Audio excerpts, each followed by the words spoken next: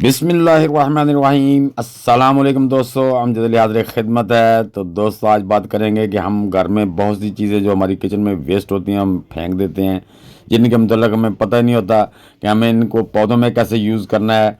और कुछ लोग यूज़ भी करते हैं तो उन्हें ये नहीं पता कि किस तरह इसको यूज़ करें कि जिससे वो हमें डबल फ़ायदा हासिल हो।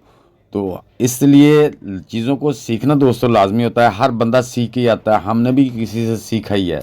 सीखने के बगैर कोई भी बंदा कामयाब नहीं होता। तो बेहतर है कि किसी दूसरे के तजर्बे से फ़ायदा उठाया जाए। तो चलो वीडियो शुरू करते हैं। जी हाँ दोस्तों, जैसा कि आप देख रहे हैं कि मेरे पास ये एक बाल्टी है, उसमें पानी सा भरा हुआ है, मैला सा कुचैला सा। असल में दोस्तों ये मैं मेरे इधर होटल है घर के पास, वहाँ से मैं जो उनकी पत्ती नहीं होती, सारा दिन वो चाय बनाते हैं तो वो पत्ती ले आया, तो उसके अंदर दूध होता है, चीनी होती है, तो उसको मैंने पानी में ऐसे डिप कर दिया है। तो एक बार दो बार पानी निकाल दिया था। तो अब जो है ना लास्ट टाइम मैं क्या इसको ज़रा छान लें, क्योंकि उसमें अगर आपके दूध और चीनी होगी तो उसमें बैड स्मेल आएगी और उसका प्रोसेस सही नहीं होगा।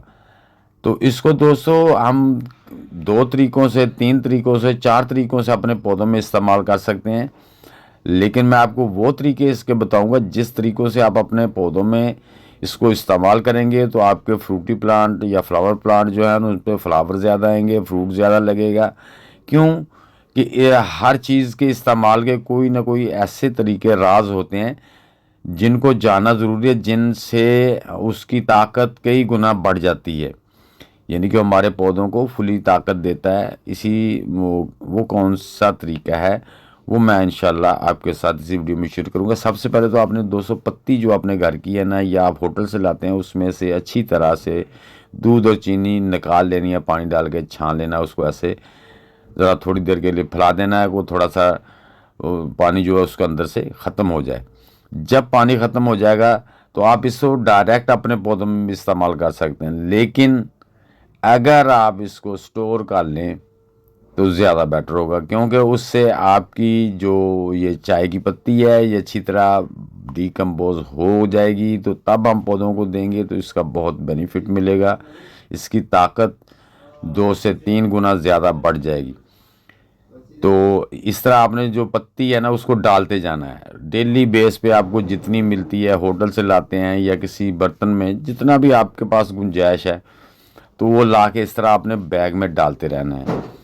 ये देखें आज दूसरे दिन की फिर मैं ले आया हूँ, तो इसको मैंने फिर अच्छी तरह ये इस तरह पानी डाल के ना, ये देखें इसको इस तरह पानी एक दो बार निकाल देते हैं, उसके अंदर से चीनी और दूध और जो उसका कलर वगैरह वो ख़त्म हो जाता है। उसके बाद हम इसको इस तरह छान लेंगे। छानने के बाद असल में इसके ऊपर जो हमने ना पानी फिर ऊपर डालना होता है, ताकि ये देखें इस तरह से, ताकि अंदर से बिल्कुल यकीन हो जाए कि दूध वगैरह ख़त्म हो गया है। इस तरीके से ये बिल्कुल आप घर के जो थोड़ी सी पत्ती होती है उसको भी यूज़ कर सकते हैं। आप अगर डायरेक्ट पौधों में देना चाहते हैं तो बेशक दे लें, हाँ उसका मसला नहीं है। लेकिन अगर आप इस तरह जमा करके उसको मोल्ड कर लेते हैं, उसको डिकम्पोज कर लेते हैं, तो उसकी ताकत कई गुना बढ़ जाती है, जो हमारे पौधों में लगने वाले फूल और फ्रूट को सपोर्ट करती है और हमारे पौधों की ग्रोथ में बहुत तेज़ी लाती है। तो इन सब बातों को समझने के लिए दोस्तों, ये हमारी चाय की पत्ती जो होती है ना, इसको डायरेक्ट आप इस तरह भी अपने पौधों में इस्तेमाल कर सकते हैं, इसका हर्ज नहीं है। लेकिन अगर हम इसको प्रोसेस करके इस्तेमाल करेंगे तो फिर ये और ताकतवर हो जाएगी। ये जो हमने दूसरी एक जमा की थी वो भी हम इसी में डाल देंगे, ताकि ये नहीं कहना कि वो पहले डली हुई है बाद में डली, इसके अंदर डालते ही जाना है, डालते। अब देखो दोस्तों, 1 महीना गुजर चुका है तकरीबन, आज 25 दिन हो गए और इसको ये देखें फंगस लगना शुरू हो गई। दोस्तों ये जो फंगल है ना, ये बेनिफिशियली फंगल है, इससे घबराना नहीं। ये फंगल इसको डिकम्पोज करेगी, ये फंगल आएगी, इसमें बैक्टीरिया बनेगा, इसको बैक्टीरिया जो है ना वो डिकम्पोज कर देगा और ये जो चाय की पत्ती है, ये काफ़ी या टी लीव हैं, ये मोल्ड हो जाएंगे, ये कन्वर्ट हो जाएंगे, दूसरी पत्ती थी फिर खाद की शक्ल में चले जाएंगे, क्योंकि इसको बैक्टीरिया। अब देखेंगे आप 1 महीने से तकरीबन 1 महीना 10 दिन हो गए हैं, आप देखें फंगल कितनी हो देखें कितनी ज़्यादा फंगल हो गई है। यानी कि अब ये अपने अरूज पे है, डिकम्पोज हो रही है, यानी कि जिसे पीक टाइम कहते हैं वो टाइम पे जा रही है। तो अब जैसे ही ये फंगल पीक टाइम है, इसको डाउनफॉल शुरू हो जाएगा। ये जैसे जैसे डिकम्पोज होती जाएगी ये फंगल कम होती जाएगी, इसका कलर ब्लैक होता जाएगा या ब्राउन होता जाएगा। तो ये हमारी जो बिल्कुल अच्छी तरह डिकम्पोज हो जाए। जब इसकी फंगल ख़त्म हो जाएगी तो ये बिल्कुल अच्छी तरह डिकम्पोज हो जाएगी। तो हम इसको अपने पौधों में इस्तेमाल कर सकते हैं। इसकी ताकत कई गुना बढ़ जाएगी, यानी कि डबल से भी ज़्यादा इसकी में ताकत आ जाती है। तो ये आप इसको इस तरह भी इस्तेमाल कर सकते हैं। तो ये जो हमारी सादा पत्ती थी दोस्तों, आप देखते हैं कि 2 महीने के बाद ये आप इसका रिज़ल्ट चेक कर लें।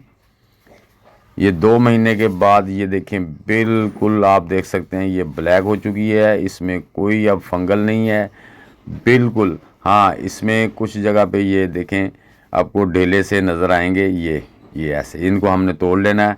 अब हम इसको निकालेंगे बाहर बैग से, निकाल चाय की के पत्ती में इसको दोस्तों हाथों से जो नाइट्रोजन की छान मिकदार लेंगे। ज़्यादा होती है, कैल्शियम और फास्फोरस और पोटाशियम की कम होती है। कैल्शियम होता है, आयरन होता है, सल्फर होता है, यानी कि बहुत सी ऐसी प्रॉपर्टीज़ होती हैं जो एंटी बैक्टीरियल भी होती हैं, यानी कि जो हमारे पौधों पे लगने वाले जो बीमारियां होती हैं उनको भी रोकती है। तो जब हम इसको छान लेंगे, साफ़ कर लेंगे, तो ये कुछ इस तरह से हो जाएगी।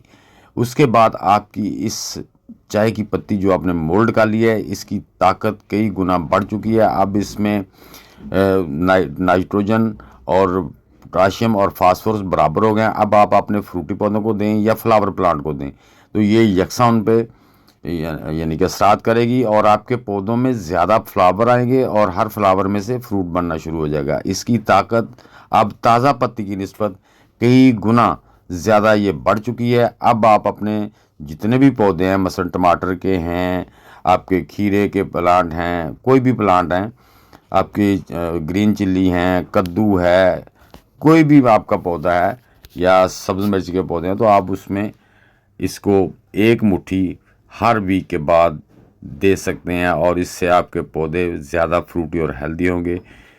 तो ये चीज़ें दोस्तों, कोई भी चीज़ है उसको इस्तेमाल करने से पहले आपने ये चेक कर लेना और देखना होता है कि इससे फ़ायदा हमें किस तरह ज़्यादा होगा। अब आप इसको आपने किसी भी पॉलीथीन बैग में स्टोर कर लेना है, लेकिन इसकी नमी को ज़्यादा आपने खुश्क नहीं होने देना। हल्का सा मॉइस्चराइज़, तकरीबन 5% तक इसमें मॉइस्चराइज़ होना चाहिए। अगर बिल्कुल ड्राई करके डालेंगे तो वो सही नहीं रहेगा।